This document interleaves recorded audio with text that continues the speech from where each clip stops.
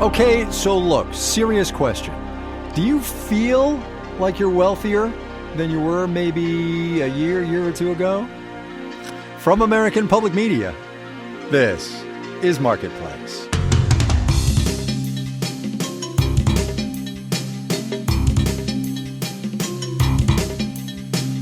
In Los Angeles, I'm Kyle Rizdal. It is Friday today, the 19th of April. Good as always to have you along, everybody. The Wealth Effect and Mitchell Hartman coming up at the bottom of the program. First, though, this, in no particular order, the following things have happened this week in this economy. Retail sales figures came out. The International Monetary Fund had some things to say. Various and sundry officials from the Federal Reserve opined.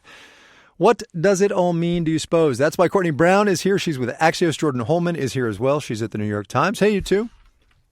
Hey, Kai. Hey, Kai. Jordan, let me start with you. Retail sales came out Monday, I guess. That puts this in chronological order. Higher than expected. Yay, consumers. Riddle me this. If we keep buying, what is going to bring inflation down? That is a riddle in itself. But when I talk to the retailers, of course, that's welcome news. Right. People keep buying, people keep consuming. It makes it easier for them to plan their business. But it doesn't take away the sting that shoppers say they feel when they're buying prices or buying things that have higher prices. I think one kind of asterisk here is that when you look at the retail sales report from this week, it does paint the picture of people are buying things that they need, gas, food, restaurants, personal care, and they're pulling back, it seems, on the things that they already have too much of or that they're seeing high prices on. So people complain about electronics, furniture, clothes. Those sales were down overall. So you see people making these trade-offs. All right. So I'm going to change gears a little bit here then, Courtney, and ask you about services inflation, right? Because goods inflation has largely been tamed. Services inflation is stickier right now, right? The things like haircuts and all of those things. And that is not really susceptible to interest rate adjustments, right? So what do we do with that? Yeah, I think if I were Federal Reserve Chair Jerome Powell, Go on. Huge promotion, obviously. But if I were him, I think my big question would be, why can't we just have the 2023 economy back? You might remember things were really good then. Consumer spending was really strong. Yet inflation was falling alongside that strong consumer spending, really kind of setting up this soft landing story. Now we have this strong consumer spending, definitely on the good side, which is measured in the retail sales report, not so much reflected the services side of the economy in this report, but we know that side of the economy is doing really well. So what is it going to take to get prices on the services side of the economy, if not down, just prices rising more slowly? We don't seem to have the answer to that question yet. And when you think about what's keeping inflation high, it is on the services side of the economy. There isn't this giant disinflationary wave on the goods side anymore that's kind of making up for the hot thing we're seeing on the services side. So this is the big puzzle, or riddle, as you will, for the Federal Reserve. The theme of the program today. So, Jordan, look, if we've got all that going on, and as Courtney said, the economy is growing. The International Monetary Fund came out this week and said the global economy is going to grow at 3.2-ish%. The United States is doing really, really well. We are fundamentally in this country, good shape, yes? Yes, but what we keep hearing is that people don't feel that way. And then that's also this concern. If people don't feel that way, then maybe their actions won't show it. And kind of going back to the goods services, another thing that could help is if people just feel like it's too expensive to eat out or it's just too expensive to get your hair cut, maybe that's another way that you pull back. But consumer behavior is confusing. And so this is the big riddle to continue this trend. Well, I'm always staying with riddles, but let me ask you this, Jordan, since you are both a consumer in this economy and an expert on the retail economy, have your retail habits changed? Yeah, I definitely cook at home so much more. I think a lot about like those trade-offs of is it really worth paying gratuity and sitting down and getting a drink outside my house, or I'm just going to eat inside. Interesting. Courtney, more with the International Monetary Fund, and you and Neil pointed this out in the Axios Macro newsletter either this morning or yesterday, frankly. Sorry, time is a blur. The IMF is not at all happy with the fiscal stance of the United States. In fact, I think the IMF said it's the fiscal path, the fiscal stance, which is to say how much debt we have, is of concern. What do we do with that now?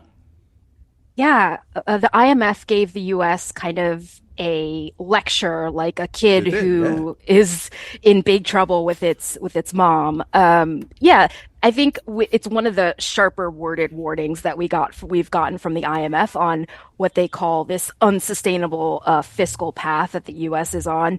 They called us out, they called China out, and they said, look, something's got to give. They literally said something's got to give.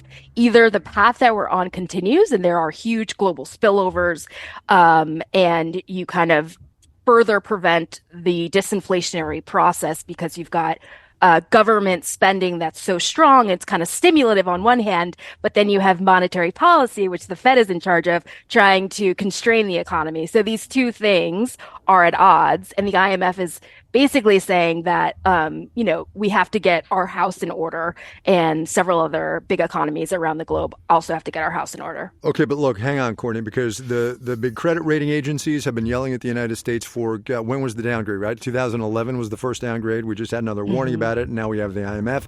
And lo and behold, nothing has changed in our fiscal stance. Yeah, and it's so funny, not haha funny, but interesting funny, that the IMF essentially said that this is a year in which we're probably not going to get much progress in terms of getting into a healthier fiscal situation because we have elections. Right. And, President Biden wants to do more spending. President Trump has said he wants to, cut taxes. So, it seems like any candidate you get, I'm not really sure how the deficit is going to shrink in the years ahead. Right. And it's not only elections here, it's elections in many, many other places. Jordan, super quick, with an eye toward my computer monitor here, which is saying that the TikTok bill could come up in the House this week. You and your colleagues at the Times had a big spread on the TikTok phenomenon in this economy and the ways it has woven itself into our daily lives, even if you're not a user, which, oh, by the way, is me. Totally fascinating. Totally fascinating. Yes, it is already warping your brain. You don't know it. And the way we we cook, it. We shop, we talk, we diagnose ourselves. And so we just thought it was a good moment ahead of this vote tomorrow to really step back and say, even no matter what happens tomorrow, TikTok has already infiltrated our lives. So please check it out. Absolutely read that piece. Jordan Holman and the New York Times and her colleagues there on that story. Courtney Brown at Axios. The newsletter she writes is called Axios Macro with Neil Irwin. Thanks, you two. Have a good Friday. Thanks, Kai. Have a good weekend. See you. Wall Street to end the week. Not a great day for tech stocks, actually, which is not a great sign for tech earnings that are coming next week. We will have the details when we do the numbers.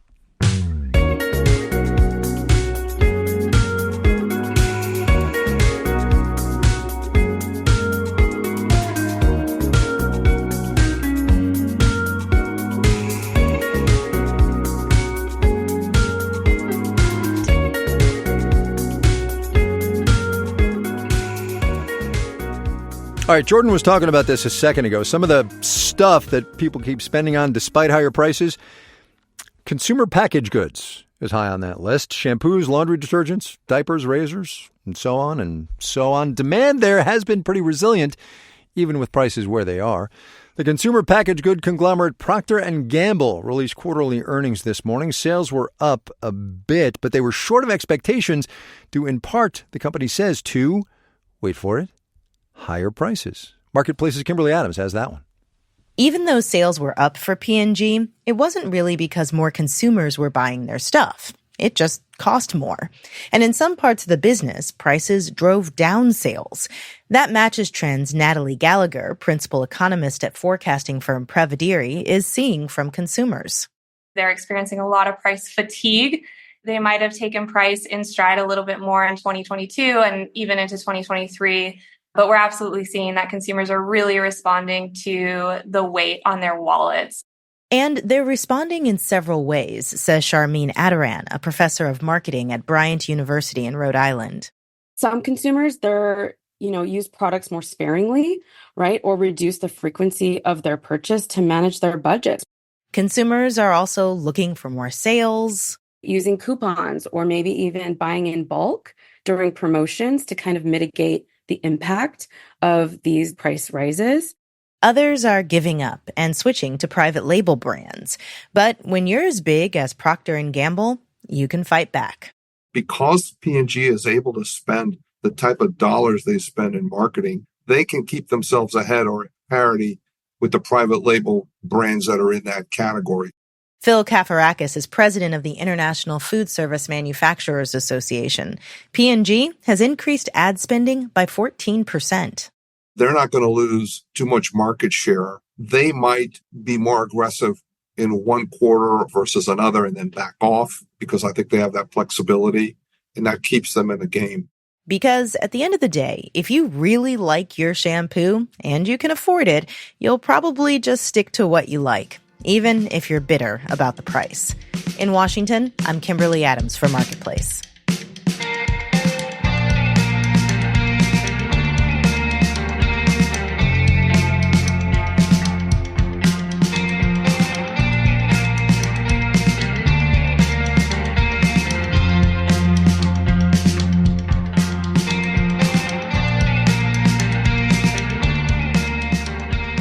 The state of Maryland says that last year the Port of Baltimore handled a record 52 million tons of international cargo, valued at more than $80 billion.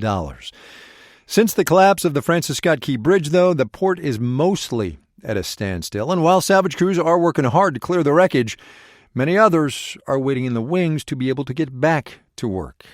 Here's today's installment of our series, My Economy.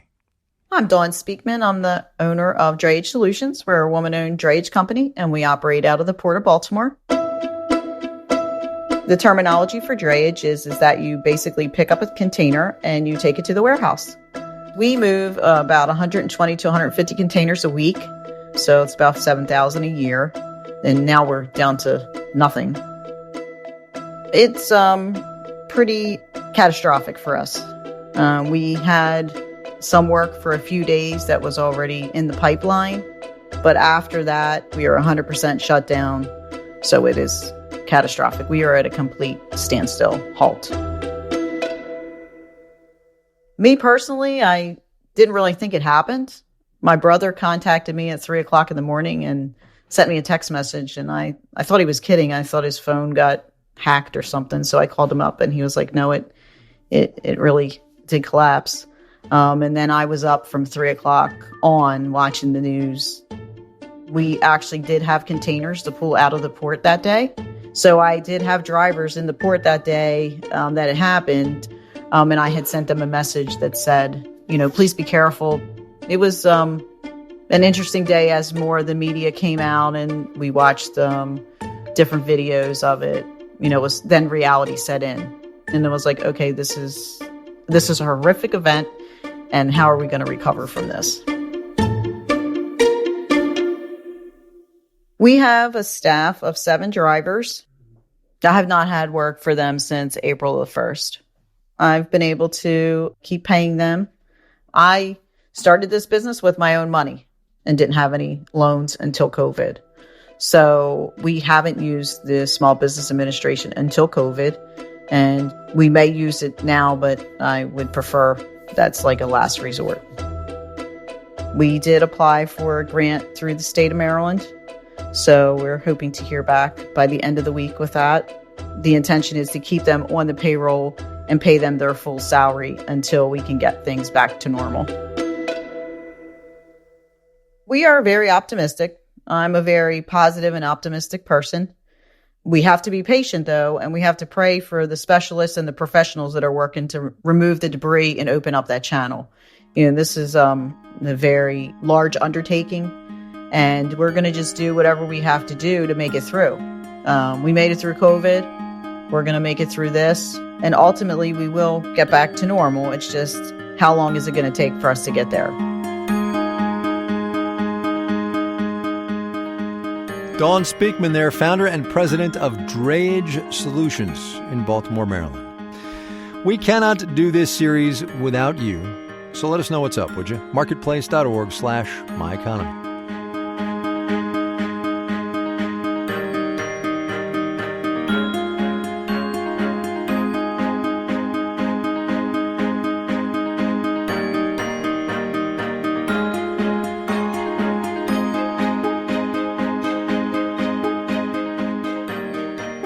Coming up.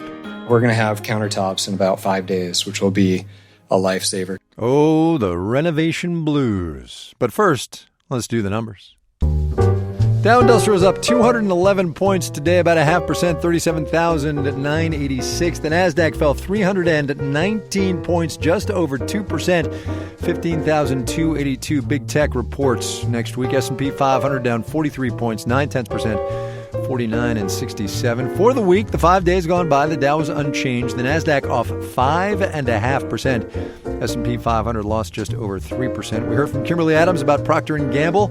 Well, they foamed up about 0.5% today. Looking at some competitors, Colgate-Palmolive up just over 1%. Arm & Hammer maker Church & Dwight grew 1.1% today. Bond prices went up. When that happens, the yield goes down. The yield on the 10-year Treasury note fell to 4.62%. You're listening to Marketplace.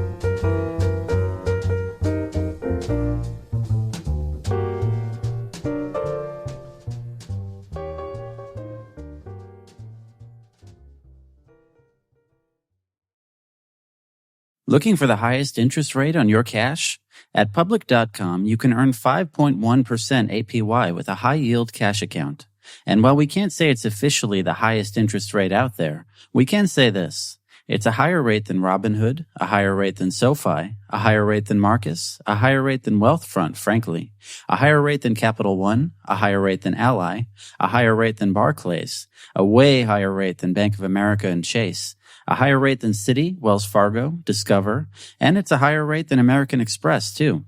So if you want to start earning 5.1% APY on your cash, check out Public.com. We can't say it's the highest interest rate, but it's pretty darn up there.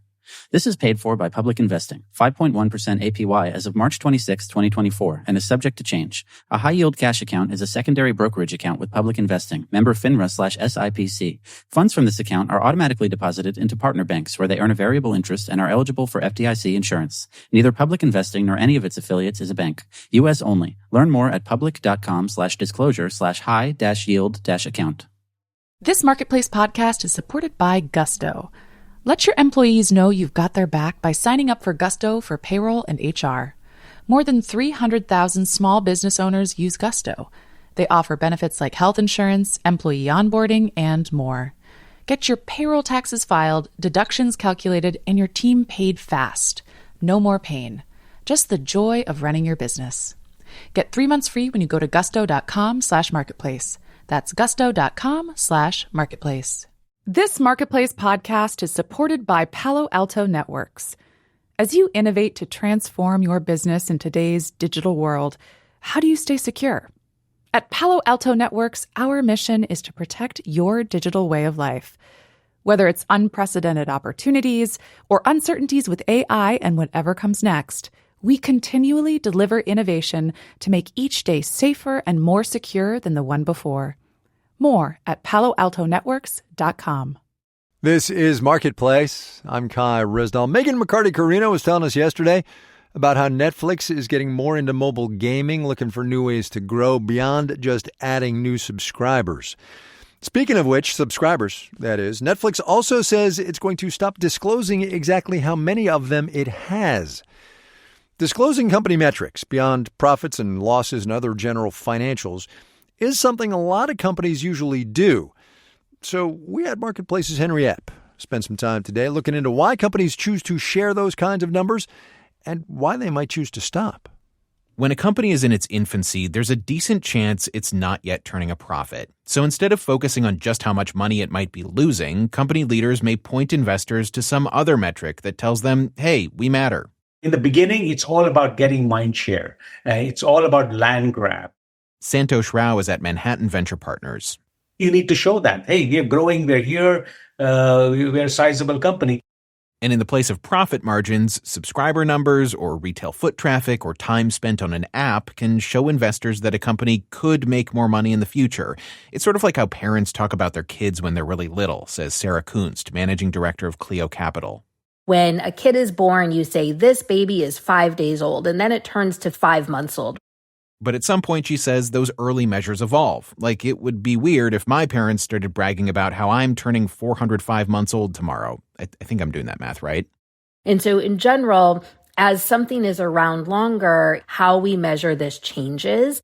In Netflix's case, subscriber numbers aren't the company's whole story anymore, says Matteo Arena, a professor of finance at Marquette University. There might be other ways to increase the revenue and profits outside just simply increasing subscribers.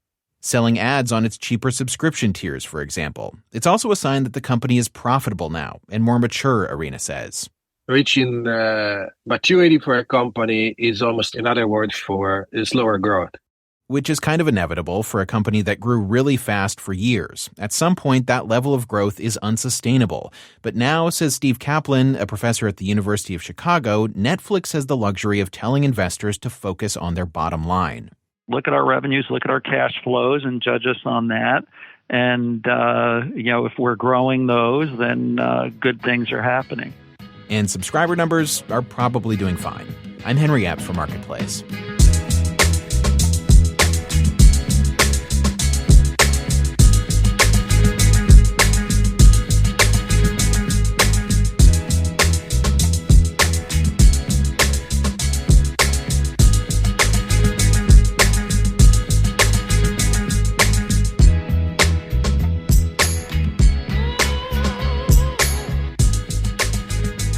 Kimberly Adams has been doing a series for us the past couple of weeks, exploring the disconnect between the strength of the economic fundamentals, GDP growth, the unemployment rate, all y'all know the list as well as I do. She's been looking at the disconnect between them and how people are feeling about the economy, which, broadly speaking, is not that great. A pause here, then, for the flip side of that coin, specifically something called the wealth effect. The thing that happens when the stock market is up and home values are up and the people who own stocks and homes feel wealthier, which they are, at least on paper. As promised, here's Marketplace's Mitchell Hartman. It's a good time to be an asset owner in America. According to the Fed, from 2019 to 2022, the median net value of a home, that's the current market value minus mortgage debt, rose from $139,000 to $201,000. That's a 45% increase in value for the typical homeowner in just 3 years. Evan Carr has been riding this home equity train. Just moved in about a week and a half ago. At this point, we've done all new hardwoods. Carr is walking me through his new mid-century modern home, full of glass and wood paneling. We're going to have countertops in about 5 days, which will be a lifesaver. You must be doing a lot of takeout. It's a lot of takeout. We have a wall oven and a microwave. Carr and his wife paid $960,000 to get into this leafy suburb of Portland, Oregon. And their previous home? We bought at about $520, sold it for $860. Took about 4 years to renovate, but we were able to gain that market appreciation. Israel Hill is Carr's realtor. The leveraging of the equity, that's a big thing. Houses took a monster jump through COVID, and people are cashing out of that equity. For most middle and upper middle class families, the majority of their wealth is tied up in their homes. When home prices plummeted in the Great Recession, median household wealth fell by nearly half, says NYU economist Edward Wolf. The good news is that it finally recovered by 2022. In the early years of the pandemic, soaring home prices helped drive median household wealth up by 37%. And the recent bull market has driven it up even more. The very wealthy, whose wealth is heavily invested in stocks, saw a good rise in their wealth. The middle class does benefit when the stock market rises, mainly through pension accounts like 401ks. All this has a knock-on effect for the consumer economy. When the Zillow estimate on your house goes up, you feel a little richer, even if you can't or don't want to sell right now. Mayor Statman studies behavioral finance at Santa Clara University.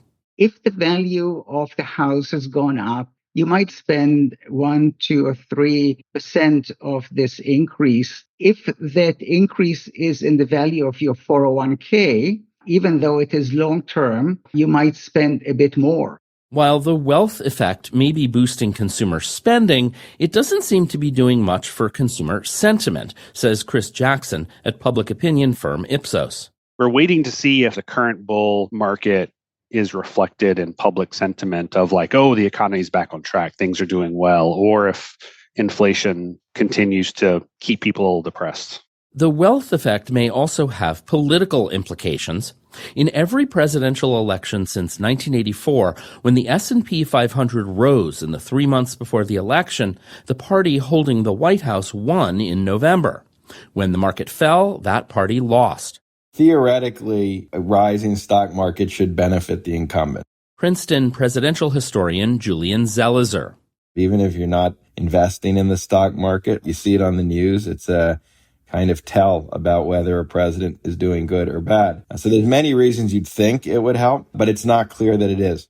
Zelizer doubts it'll make much difference if the bull market continues into the fall. For one thing, with President Biden in the White House, Republicans feel more negative and Democrats more positive, no matter how well the economy is doing.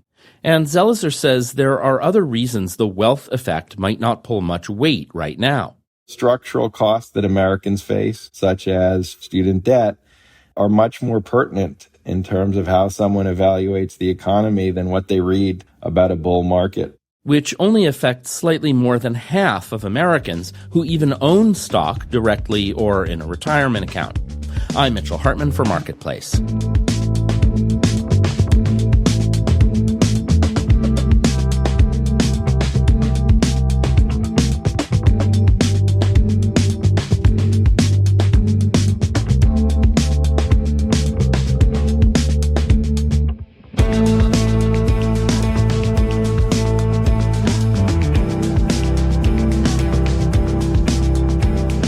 This final note on the way out today, two numbers for you. The first is 1.92. That is measured in percent. It is also the drop in Tesla shares today.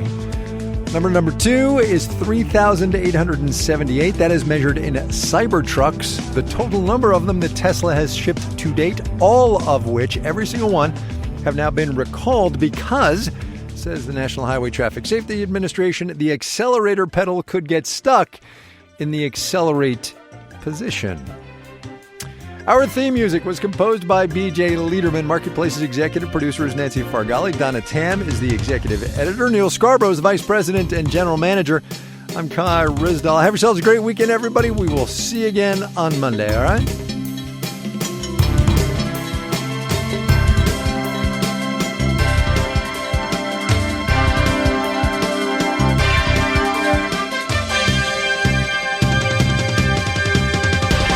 This is APM.